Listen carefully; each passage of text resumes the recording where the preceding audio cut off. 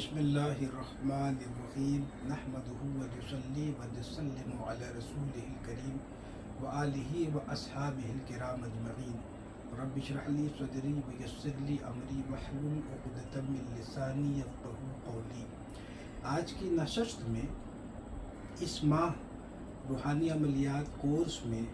کرائے جانے والے اعمال میں سے ایک عمل سورہ کوثر کا تذکرہ ہوگا اور اس کی کچھ خصوصیات کا بیان ہوگا۔ یہ سب جانتے ہیں کہ سورہ کوثر قرآن مقدس کی ایک بہت ہی مشہور و معروف اور عظیم الشان صورت ہے۔ اس میں اگرچہ 3 چھوٹی آیتیں ہیں، لیکن انہی 3 آیتوں میں دنیا اور آخرت کی تمام بھلائیاں پوشیدہ ہیں۔ سورہ کوثر کے سلسلے میں مفسرین کرام نے بہت کچھ لکھا ہے، لیکن اس میں سے چند خصوصیات کا میں نے اس کے PDF میں جو احباب کو، عاملین احباب کو اس سلسلے میں جو عمل کی ترکیب دی جائیں گی، تو اس کے شروع میں کچھ ہم نے وہ لکھ دیا ہے کہ جس کو پڑھ کر آپ اس صورت مبارکہ کی شان و عظمت سے بخوبی واقف ہو جائیں، اور اگر واقف ہیں تو اس میں اور زیادہ اضافہ ہو جائے، اور یعنی کہ واقفیت میں بھی اضافہ ہو جائے، اور اس صورت مبارکہ کی عظمت و شان کے حوالے سے ہمارے ذہن میں جو خاکہ ہے وہ اور زیادہ بڑا ہو جائے اور پختہ ہو جائے۔ فرمایا کہ اس کی پہلی آیت میں لفظ کوثر آیا ہے، جس سے مراد حوض کوثر ہے، لیکن ساتھ ہی اس کے معانی علم و حکمت اور خیر کثیر کے بھی ہیں۔ یہ فقیر نے لکھا، حضرت ابن عباس رضی اللہ تبارک و تعالیٰ عنہ سے مروی ہے کہ کوثر سے مراد خیر کثیر کے ہیں۔ سبحان اللہ، کوثر سے مراد خیر کثیر کے ہیں، اور اس کا معنی وہ خود بیان کرتے ہیں کہ اے محبوب، ہم نے آپ کو دونوں جہان میں اتنی بھلائیاں عطا فرمائی ہیں کہ ان کی کوئی حد نہیں، اور آپ کے سوا کسی کو اتنا نہیں دیا گیا، نہ کبھی دیا گیا اور نہ دیا جائے گا دنیا اور آخرت میں۔ حضور کو ایسا خیر کثیر اللہ نے عطا فرمایا، اور اس کا بیان سورہ کوثر میں ہے۔ حضرت امام جعفر صادق رضی اللہ تعالی عنہ کا قول ہے کہ الکوثر سے آپ صلی اللہ تعالی علیہ وسلم کے قلب اطہر کے انوار مراد ہیں۔ مفسرین کرام کا ایک قول یہ ہے کہ الکوثر سے مراد علم و حکمت کی کثرت ہے، اور ایک قول کے مطابق اعدائے دین پر غلبہ اور فتوحات کی کثرت ہے۔ ان چیدہ تفسیری فوائد کے پیش نظر اس صورت مبارکہ کے تصرفات اور اس کے عملیاتی فوائد کا اندازہ لگانا کسی عامل کے لیے کوئی مشکل نہیں ہے، لیکن پھر بھی عاملین کامگار اور مرشدان نامدار نے جو اس کی چیدہ خصوصیات عمل سورہ کوثر کے حوالے سے لکھی ہیں، اس کا بیان میں کیے دیتا ہوں مختصراً۔ اس صورت شریف کا عامل ہمیشہ خیر کثیر کا حامل ہوگا، اور یہ خیر کثیر اسے کثرت علم و حکمت، وافر مال و دولت، اور آل اولاد میں برکت اور ان کی فرما برداری کے حوالے سے میسر آئیں گی۔ یعنی کہ ان چیزوں میں سے کسی بھی ایک چیز میں زیادہ اس صورت کا اثر دکھ سکتا ہے، تو وہ عامل کی نیت پر، یا یہ کہ کسی عمل کو جب عامل کرتا ہے تو یہ صحیح طور پر اندازہ نہیں ہوتا کہ اس کے جو برکات ہیں وہ ضرورت کے کس کٹورے میں زیادہ آتا ہے، تو وہ پھر عمل کرنے کے بعد جیسے اس کا اندازہ ہوتا ہے۔ مثال کے طور پر ہم کسی آیت کو پڑھتے ہیں خیر و برکت کے لیے، تو وہ خیر و برکت یا محبت کے لیے یا تسخیر کے لیے پڑھتے ہیں، تو اب وہ تسخیر کے لیے مان لے پڑھ رہے ہیں کسی عمل کو، تو اب وہ تسخیر کس ذریعے سے، یعنی کہ وہ فتوحات کی شکل میں یا علم و حکمت کی شکل میں یا دست غیب کی شکل میں میسر آئیں گی، یہ اس کا اندازہ شروع میں نہیں لگتا ہے، لیکن جب عمل مکمل ہو جاتا ہے یا اس کی تاثیر جاری ہو جاتی، عمل جیسے جاری ہو جاتا ہے، تو پھر یہ عامل خود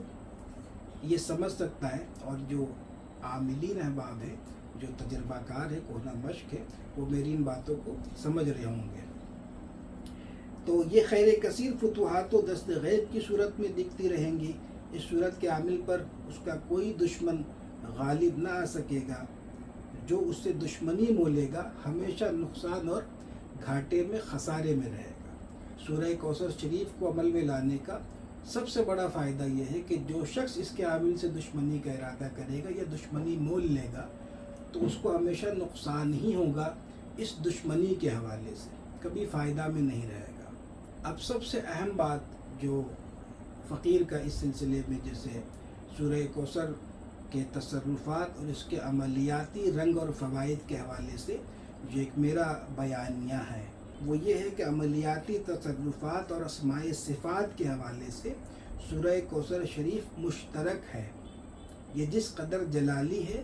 اتنا ہی جمالی ہے۔ اس صورت میں جلال و جمال کا توازن انوکھا ہے۔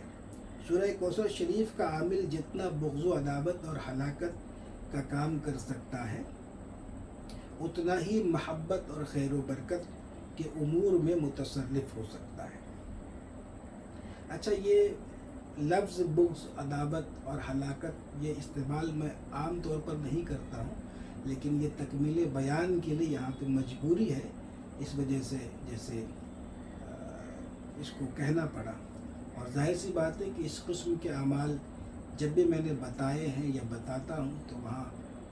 کئی مرتبہ تاکید کر دیتا ہوں کہ جہاں شریعت اجازت دے۔ تو خیر احباب جو فقیر سے واقف ہیں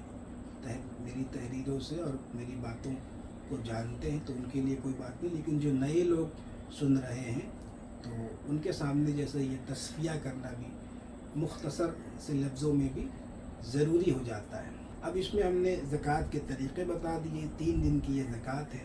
جیسا کہ اس کی تاریخ اور دوسرے اعمال جو زکوٰۃ کے جو 3 روزہ اعمال ہیں جو کہ 5، 6، 7 ذی الحجہ کی تاریخ میں کرائے جا رہے ہیں، بدھ، جمعرات اور جمعہ۔ تو یہ 3 دن پڑھ لینا بہت آسان سا ہے اور عاملوں کے لیے تو کوئی مشکل کام نہیں، بہت آسان سا ہے، وقت بھی بہت زیادہ اس میں نہیں لگنے والا ہے۔ اور یہ کہ جو ترکیب آپ کو اس سے پہلے جو PDF میں دی گئی لگ بھگ ویسی ہے، اور ظاہر سی بات ہے کہ جو پرہیز وغیرہ کے حوالے سے معمولی سا پرہیز ہے وہ بھی اس میں بتا دیا گیا ہے، لیکن یہ کہ اخیر میں جو سورہ کوثر شریف کا نقش صحیح بھی ہم نے اس میں ڈال دیا ہے، نقش مربع اور مثلث۔ اس میں ہم نے مثال کے طور پر جیسے کوئی بھی عمل جو آپ جس کے عامل ہو گئے تو اس سے ظاہر سی بات ہے کہ اپنے ثوابدید پر آپ اس سے کام لے سکتے ہیں، اور سورہ کوثر شریف کا کوئی مستند طریقہ، معتمد طریقہ اگر کہیں نظر سے گزرا یا گزرے تو اس طریقے سے بھی عامل ہونے کے بعد اس سے آپ کام لے سکتے ہیں۔ لیکن یہاں بطور مثال ہم نے حصول غنا اور خیر و برکت کے لیے اور حب کے لیے اور ایک برائے دشمن ہم نے یہ 3 اعمال مطلب کہ عامل ہونے کے بعد ان 3 امور میں متصرف ہونے کے لیے یا سائل کو عمل تیار کر کے دینے کے حوالے سے ہم نے یہاں پہ اس کا تذکرہ بھی کر دیا ہے۔ یہاں پہ سورہ کوثر شریف کا ہم نے کہنا چاہیے باموکل عظیمت بھی یہاں پہ درج کر دی ہے، اور یہ کہ عداوت کے حوالے سے یا مقہوری دشمنہ کے حوالے سے جو ایک عظیمت اور سورہ کوثر کی خاص ترکیب ہے وہ بھی یہاں پہ درج کر دی گئی اس PDF میں۔ احباب کی فرمائش تھی کہ سورہ کوثر کے حوالے سے کوئی ایک نشست مختصر سی کر دی جائے تاکہ وہ جیسے تھوڑا انکریج ہو جائے یا ان کا شوق بڑھ جائے وغیرہ وغیرہ۔ تو بہت سارے اعمال، کم سے کم 10-15 اعمال جو کرائے جا رہے ہیں تو ان سب کی نشست ایک سیپریٹ نشست جو ہے وہ ہم نہیں کر پائے ہیں۔ تو میرے خیال سے آیت الکرسی شریف کا اور سورہ کوثر کا تو یہی ہے، اور شاید حزب البحر شریف کا پتہ نہیں، لیکن بہت سارے اعمال کی سیپریٹ نشستیں نہیں ہوئی ہیں۔ تو کوشش کریں گے کہ جن اعمال کی تفصیل میں نہیں دے پایا اس کی نشستیں کروں، اور یہ کہ اخیر میں کہ جو اعمال ہو رہے ہیں اس سے قبل والی جو نشست آئی ہے کل اس میں اس کی تفصیل دی گئی ہے۔ احباب ان میں سے یا سورہ کوثر یا کوئی بھی عمل وہ کرنا چاہیں تو ہدیہ بطور نظر ادا کر کے اس کی PDF حاصل کر لیں اور مکمل تفصیل اس میں درج ہے، بغور پڑھ لیں، اس پہ جو سوالات ہوں، جو اشکالات ہوں اس کو حل کر لیں، یہاں سوال کر کے اس کو حل کر لیں اور اپنے تمام اشکالات کو دور کر لیں، اور پھر مکمل تیاری کے ساتھ، مستعدی کے ساتھ اللہ کا نام لے کر عمل شروع کریں۔ انشاءاللہ اس میں کامیابی ملے گی، فقیر کی روحانی توجہ اور ہمارے مشائخ کرام رضوان اللہ تعالیٰ علیہم اجمعین کے فیوز و برکات، ان کی روحانی توجہات، اللہ تعالیٰ کا فضل، حضور اقدس صلی اللہ تعالی وسلم کی عطا، یہ سب یہ فقیر کی دعا ہے کہ آپ کے شامل حال ہو۔ اللہ تعالیٰ آپ سب کو، مجھ فقیر کو کامیاب کرے۔ اللہ تعالیٰ ہم سب کو علم نافع اور خیر کثیر عطا فرمائے۔ وآخر دعوانا ان الحمد للہ رب العالمین، والسلام علیکم ورحمۃ اللہ وبرکاتہ۔